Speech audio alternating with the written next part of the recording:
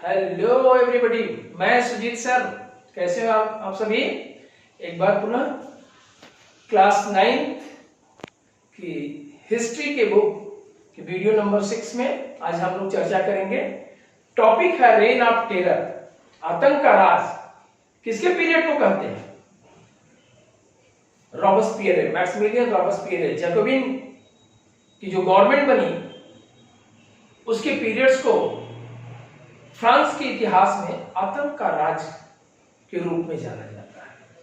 अभी आपने बच्चों इसके पहले क्या पढ़ा था कि किस प्रकार मोनार्की, लुईस 16 के शासन का अंत होता है।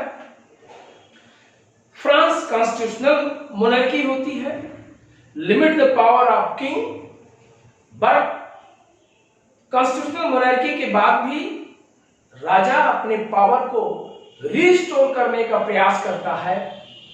फिर इस पर भी बैन लगता है वहां के नेशनल असेंबली के द्वारा, और उसमें कई क्लब थे पॉलिटिकल जिनको उस समय परमिशन मिला था, जिसमें आपने देखा कि जैकोबिन क्लब सबसे एग्रेसिव एक्टिव था।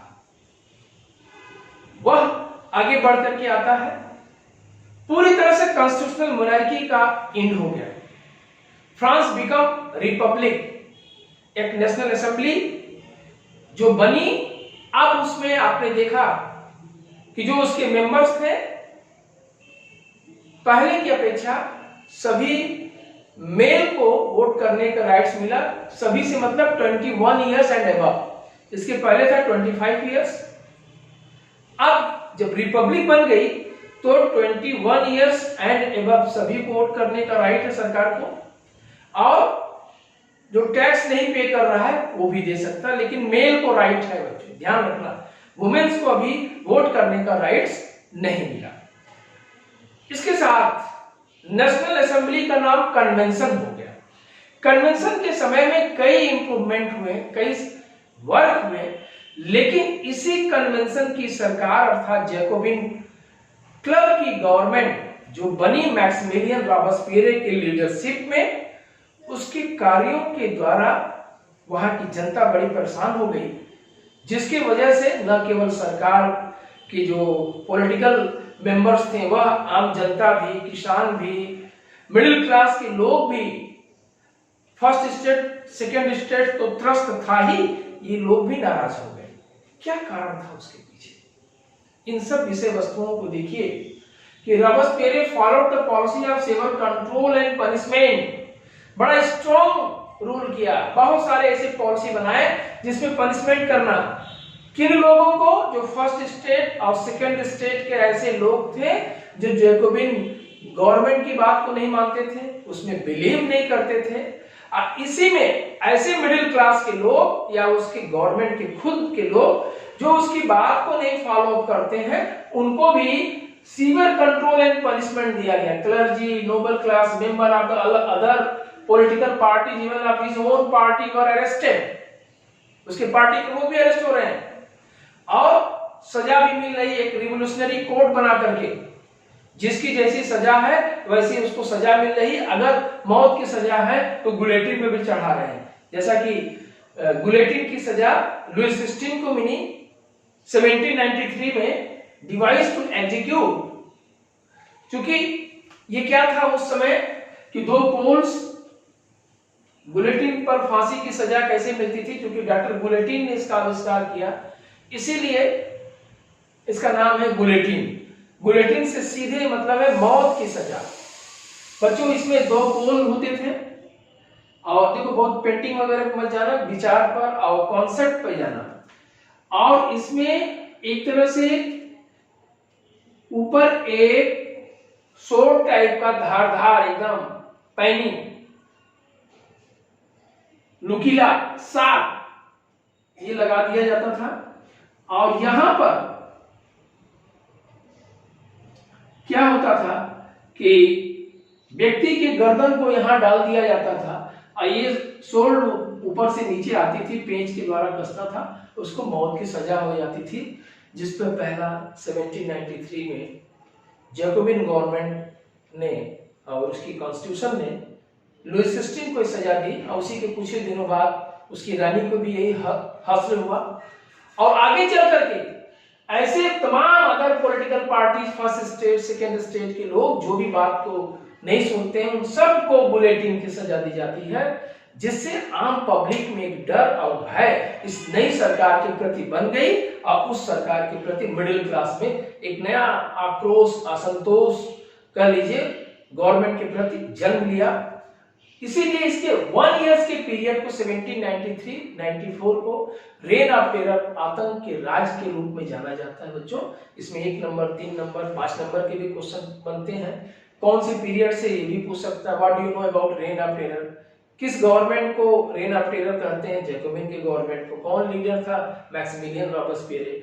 पॉइंट्स क्या हैं इसकी बात करें। क्या किया कि maximum ceiling on wages and prices, maximum जो सीलिंग कर देना मतलब प्राइस फिक्स कर देना मजदूरों की, मीट की, ब्रेड की, व राशन। राशन के मतलब इकोनॉमिकल टर्म्स है, एक तरह से लोग ब्लैक मार्केटिंग जो करते हैं, चोर बाजारी के लिए शब्द आता है। कब होते हैं? जब चीजों को फिक्स कर दी जाती है तो प्राय व्यापारी या लोग इसको स्टोर कर लेते हैं कि अच्छी कीमत मिलने पे इसको मार्केट में सेल करें। लेकिन यहाँ पर सरकार ने मजदूरों की मजदूरी को फिक्स कर दिया, वेजेस एंड प्राइसेस, मीट की, ब्रेड की, रोटी की, पावरोटी की, सबकी रेट फिक्स हो गई, इससे ज्यादा का नहीं बेच सकते। और इतना ही नहीं, जो व्हाइट फ्लोर होता था, सफेद आटा जो अच्छे लोग खाते थे, उस पर बैन लग गया, इससे ज्यादा मार्केट में नहीं आ सकता। और किसानों की गुड्स की एमएसपी फिक्स कर दी गई। आजकल देखो एमएसपी को लेकर के किस प्रकार महासंग्राम देश में चल रहा। मिनिमम सपोर्ट प्राइस, न्यूनतम समर्थन मूल्य, अर्थात उस समय जैकोबिन सरकार ने किसानों के उपज को, उसके अनाज को, ग्रेन्स को फिक्स कर दिया कि इससे ज्यादा पर आपकी माल नहीं बिकेंगे और इससे कम पे नहीं बिकेंगे, और सरकार की बॉडी खरीदेगी, लाइए सरकार को बेचिए। इससे जनता थोड़ी सी त्रस्त थी, किसान त्रस्त थे कि हम अपने स्वतंत्र होते हैं तो हम फ्री में कहीं भी अपने माल को बेच सकते थे और अच्छी कीमत ले सकते थे, अपनी मनचाहा प्राइस पा सकते थे, क्योंकि हमने मेहनत करके अनाज को पैदा किया है। अब सरकार इस पे कंट्रोल पॉलिसी बना दी है, जिसकी वजह से हमें जो उम्मीद थी प्राइस मिलने की, वो नहीं मिल रही है। इससे भी किसान, वहां की पब्लिक नाराज थे।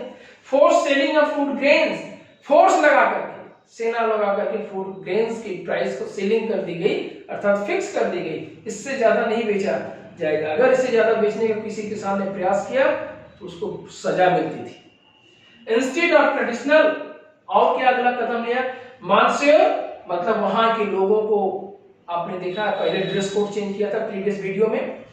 आप जिनको मतलब मेल को सर के ऊपर मानसेयर थी और लेडीज की मैडम की बात थी। जो फ्रांस के लोगों को क्लर्जी गवर्नमेंट में, मोनार्की सिस्टम में, राजशाही के समय इस शब्द से संबोधित किया जाता था। अब इसको समाप्त करके मेल को सिटोइन, मतलब वहां का नागरिक, सिटोइन, और मैडम को सिटोइन कहकर बुलाया जा रहा है। इन शब्दों का जन्म हुआ रॉबेस्पियर की सरकार में। अब किसी को मॉन्सियोर और मैडम कहकर नहीं संबोधित किया जाता था, अर्थात एक तरह से ये फीलिंग्स थी राजशाही का। इससे भी पब्लिक नाराज थी। चर्च वर शट डाउन, चर्च को बंद कर दिया गया पूरी तरह से, और converted into barrack and offices. Church को बंद करके उसको बैरक के रूप में और ऑफिस के रूप में जैकोबिन सरकार ने ओपन कर दिया। अब चर्च के बंद होने से धर्म पर हमला हो गया। धर्म के लोग जनता को भड़काने का अलग काम कर रहे हैं। इसी प्रकार रॉबेस्पियर की इन पॉलिसियों को देख करके उसी के अगेंस्ट कॉन्स्टिट्यूशन ने सुनाई किया, वहां की गवर्नमेंट ने सुनाई किया कि एक व्यक्ति की सरकार कितनी तानाशाह हो गई है कि किसान भी नाराज है, फर्स्ट स्टेट भी नाराज है, सेकेंड स्टेट भी नाराज है, अदर पॉलिटिकल पार्टीज भी नाराज है। गुड्स प्राइस सब अपने मन से फिक्स कर दिया, वन मैन बाउंड्री फोर्स हो गया। ऐसा नहीं होना चाहिए। इसी बात को लेकर मॉन्टेस्क्यू ने मना किया था कि पावर को सेपरेट करो, एग्जीक्यूटिव अलग, लेजिस्लेचर अलग, जुडिशरी अलग। अब ये गवर्नमेंट भी इलेक्टेड जो बनी है, पावर अपने हाथ में रख ली है। एक तरह से आने वाले समय में धीरे धीरे तानाशाह हो जाएगी। ये भाप करके इस सरकार के खिलाफ कार्रवाई शुरू हो गई, जांच शुरू हो गई, दोषी पाई गई। 1794 में इसको गुलेटिन पे चढ़ा दिया गया, वह गुलेटिन जो इसकी गवर्नमेंट ने बनाई थी। तो जो खुद बनाया दूसरों के लिए, वो खुद उसी को झूल गया, अर्थात मौत की सजा मुकर्रर कर दी गई रॉबespierre की गवर्नमेंट को, कन्विक्टेड बाय कोर्ट इन जुलाई 1794। इस प्रकार ये सरकार का अंत होता है। अब फिर बात आती है मिडिल क्लास के जो लोग थे कि जैकोबिन गवर्नमेंट के खत्म होने के बाद अब कौन सी सरकार आएगी। आपने देखा मोनार्की गई, कॉन्स्टिट्यूशनल मोनार्की आई, नेशनल असेंबली ने बनाया। फिर नेशनल असेंबली के समय में रॉबespierre की सरकार आई, फ्रांस रिपब्लिक बना, नेशनल असेंबली का नाम कन्वेंशन हो गया।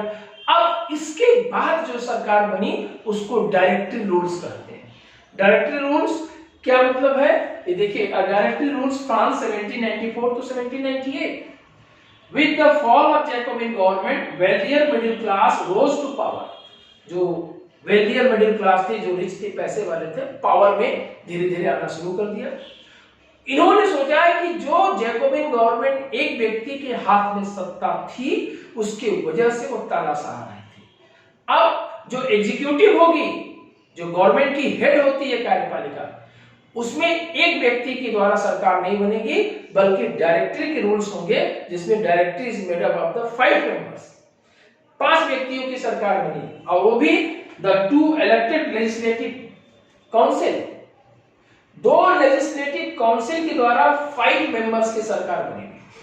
The 2 elected legislative emerged by the constitution and appointed by the constitution, and they appointed a directory of 5 members. मतलब 2 लेजिस्लेटिव काउंसिल कॉन्स्टिट्यूशन के अकॉर्डिंग बनी, और इस लेजिस्लेटिव काउंसिल के द्वारा 5 मेंबर कॉन्स्टिट्यूशन के द्वारा ही अपॉइंटेड होते हैं।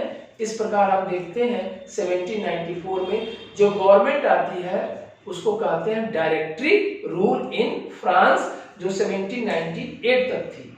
लेकिन इस पॉलिटिकल इनस्टेबिलिटी में ये 5 मेंबर्स की सरकार, डायरेक्टरी की गवर्नमेंट भी बहुत अच्छा वर्क नहीं कर पाती है, एक इनस्टेबिलिटी की फॉर्म रहता है। इसी में गोल्डन अपॉर्चुनिटी मिला नेपोलियन बोनापार्ट को आगे बढ़ने का, क्योंकि Napoleon Bonaparte was the member of directory rules. जो 5 मेंबर की डायरेक्टरी सरकार बनी थी, उसी में एक मेंबर था नेपोलियन बोनापार्ट, और नेपोलियन बोनापार्ट धीरे धीरे इतना ज्यादा पावर में आ गया कि नेपोलियन बोनापार्ट ने डायरेक्टरी की सत्ता को धीरे धीरे समाप्त कर दिया and become the rulers of France. यही तक आपके कोर्स में है। अब नेपोलियन की सरकार कैसे वर्क करती है, इन सब चीजों की चर्चा नहीं है, लेकिन हम चर्चा करेंगे नेक्स्ट वीडियो में। कुछ आपके क्यूरियोसिटी है, आपकी जानकारी है, जिज्ञासा है, कुछ तो बताएंगे इसके विषय में।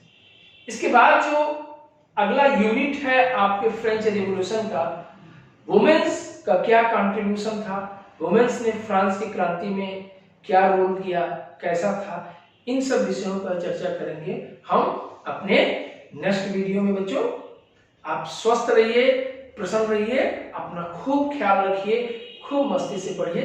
Thank you for watching video.